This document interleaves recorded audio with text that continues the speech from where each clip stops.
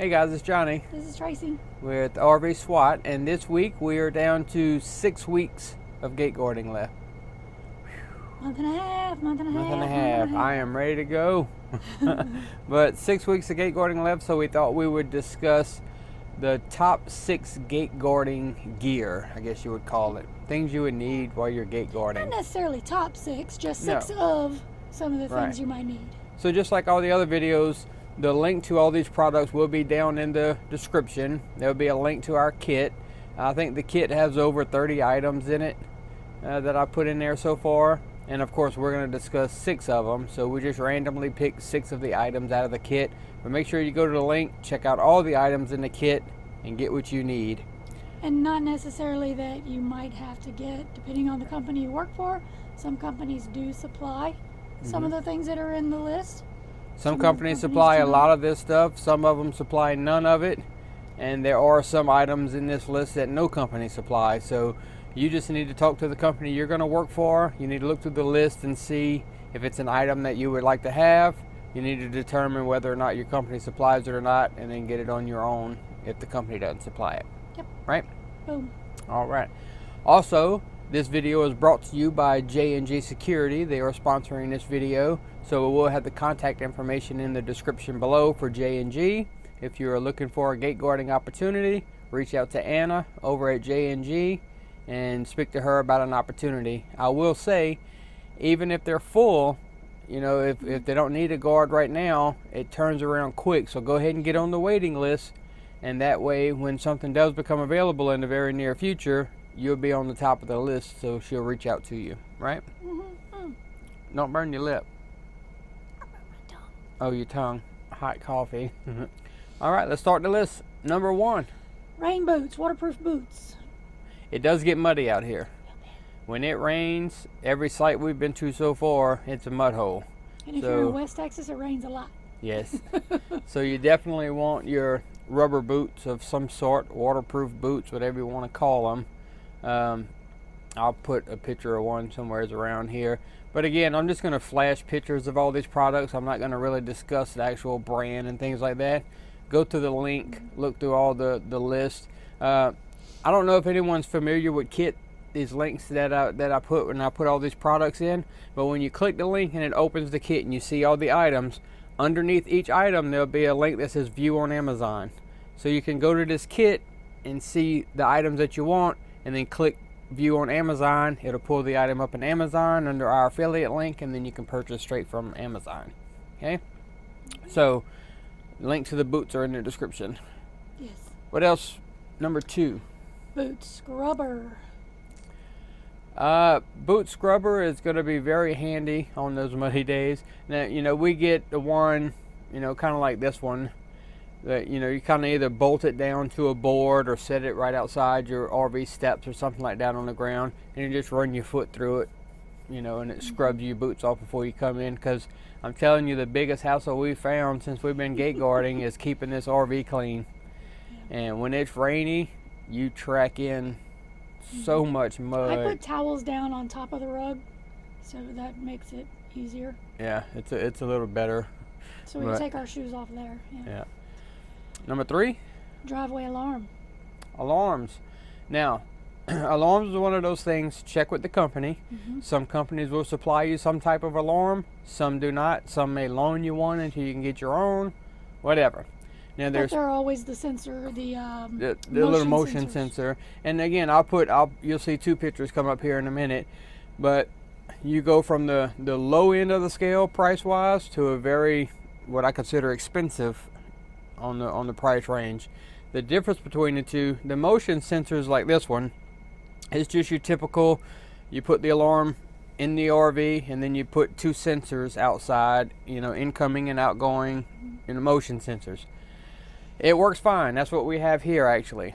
The downside to them, and this is what you have to determine if it weighs out enough to spend the extra money, because you can get these for anywhere from 20 to 30, 40 bucks, something like that. They're rather cheap, but they're motion sensor. A butterfly sets So off. yeah, a lot of things will set them off and give you false alarms. So when you're in the RV at night and the sensors go off, sometimes it gets frustrating. Windy days, They go off a lot on windy days, grass blowing in front of them. Yeah.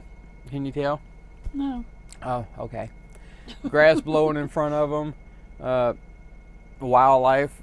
Every night, a coyote sets ours off every night, which is kind of cool because then I get to go to the window with the binoculars and watch the coyote run Shine around. a spotlight on her. Yeah, put the spotlight on the coyote. We have a big spotlight on top of the RV.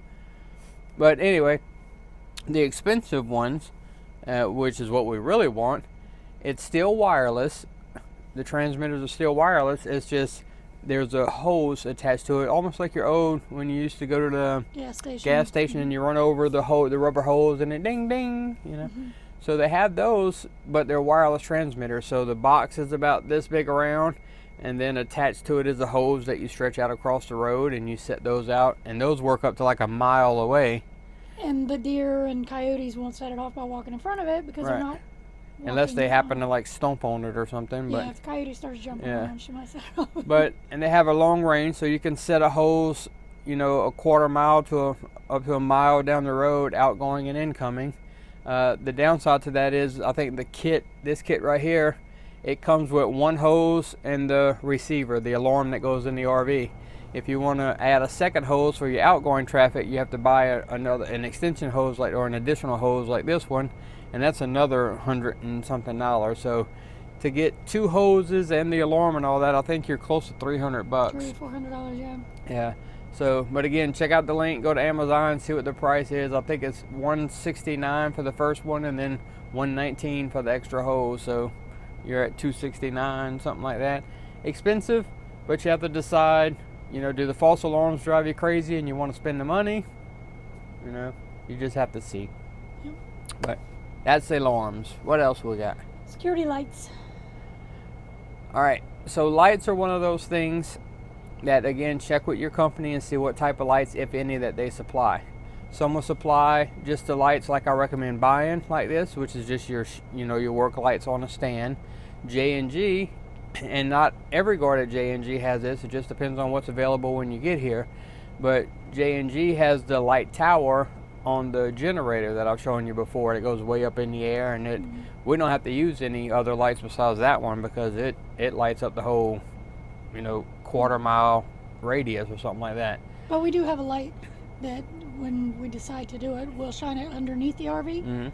Because that way you know what you're stepping on when you go out, snakes. Yeah, so if you don't have lights under your RV already, LED lights or something, then I would definitely recommend shining a floodlight under your RV, setting it on the ground, facing underneath your steps. That way when you go in and out of the RV, you can kind of see if you have what we call a neighbor. If any of your neighbors moved in underneath the RV, you can see them. But anyway, we have companies that we've talked to, though, required you to buy your own. Yes, sometimes you have to buy your own lights either way. So we recommend 7,000 lumen lights on a stand, and we recommend getting 2 of them, which is why I have this link here. This comes with 2 7,000 lumen lights, so it gives you 14,000 lumens, 14,000 lumens of light on stands. So they're expensive, but they're extremely bright, and trust me, when you work the night shift, you want to light it up as much as possible. At least I do. Because out of all the animals and stuff that I've seen out here, I want to be able to see them coming. There's a lot out here. So good lights is a must. What number was that? 4? 5. 5? Oh, that's 5 already? Okay, what else we got? Alarms, lights. That was 4. That was 4. Yeah. Oh yeah, we're only doing 6. Okay. Yeah. Number 5. Water bottles and dispenser. Oh, you're drinking water. Yes. So the water that the company supply is non-potable water. You do not want to drink the water that they supply. We don't even cook with it. No, we cook with bottled water also. So we started out just buying cases of bottled water, and then realized very quickly that cooking with it and everything else was going through way too much. So we invested in 5-gallon jugs of water that you can get from Walmart or wherever, just your big 5-gallon jugs of drinking water. We bought 3 5-gallon jugs, and that's what we rotate through.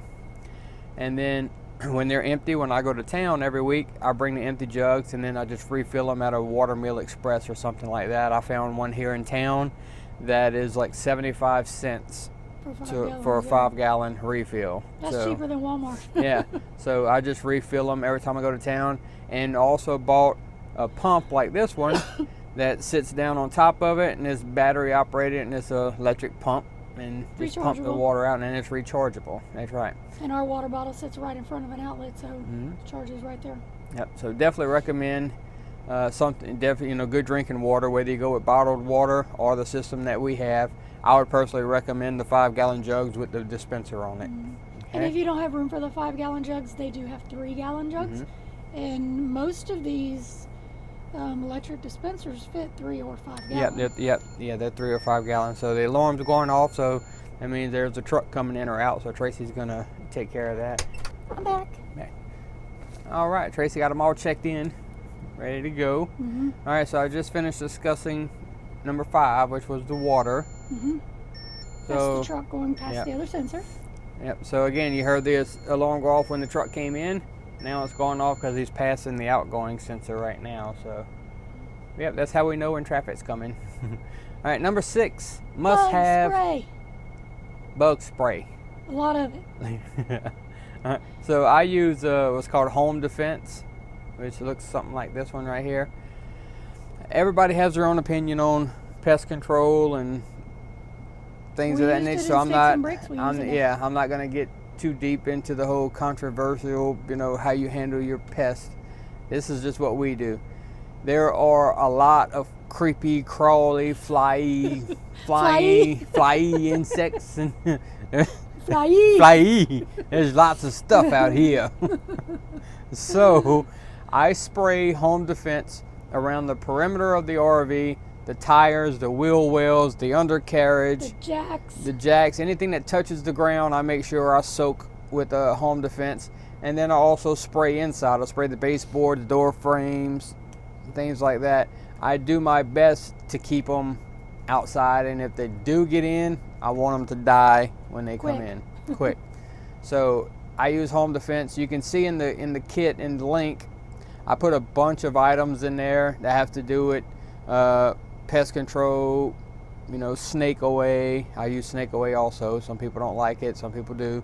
I use snake away. There's stuff to deter mice and rodents and stuff like that. So because we had a mouse in our Jeep. Yeah, haven't had knock on wood, I don't think we've had anything in the RV yet, but we did have a mouse in the Jeep, which ran across his foot, ran across my feet while I was going to Walmart. That's how I discovered him. So anyway, bug spray is number 6 on the list. So maybe we'll just call it pest control. Pest control, yeah. You make your own decisions on how extreme you want to go with it. I'll tell you, my budget is pretty high when it comes to pest control. I spend some money every week when I go to town. I'll spend money on pest control. Depends on how much you like your pests. Yep. So, we don't like them. No, I do my best to keep them out of the RV. I do my best to keep mice out because they are your most dangerous thing in an RV when it comes to chewing on pipes and wiring and things like that. So I'll spend as much money as I have to keep the mice out of here. And then the other stuff is kind of just personal preference. Do the bugs bother you? If the bugs don't bother you, then don't worry about them. But I'm telling you, the bugs are so thick at night, when you open that door, you get a swarm of flying bugs that come in, the moths and all that stuff. So we're constantly vacuuming moths off the ceiling or something. Yeah. So handle pest control however you want to handle pest control, but that is on the list. That's it. That's all of them. Other than that, that's all we got. So, click all the links, check out the description. Make sure you check out all the links below. Go get your merchandise while it lasts.